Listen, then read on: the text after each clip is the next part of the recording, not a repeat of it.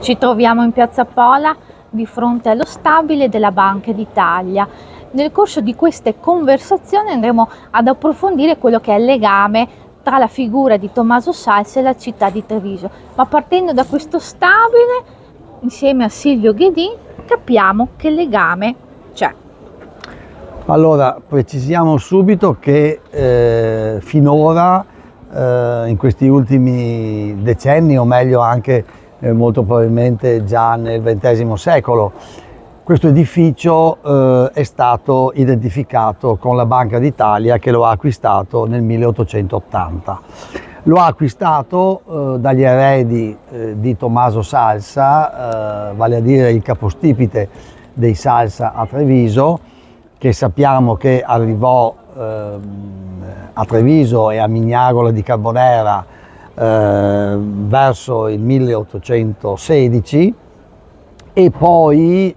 con le sue capacità di potenziamento della cartiera, che era una cartiera esistente già da secoli a Carbonera, nella località Mignagola, riuscì ad accumulare una forza economica che gli consentì nel 1842 di acquistare dalla famiglia Pola il fatiscente palazzo, che peraltro aveva una sua storia ma era stato dichiarato irrecuperabile,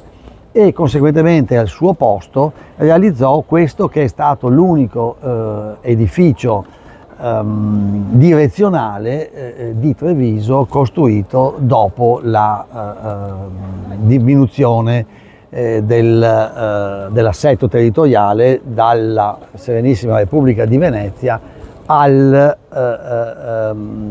regime imposto dai francesi, dagli austriaci,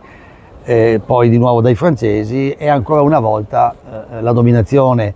tedesca, come loro intendevano definirla, con i Lorena-Asburgo, che rimasero a Treviso fino al 15 luglio 1866.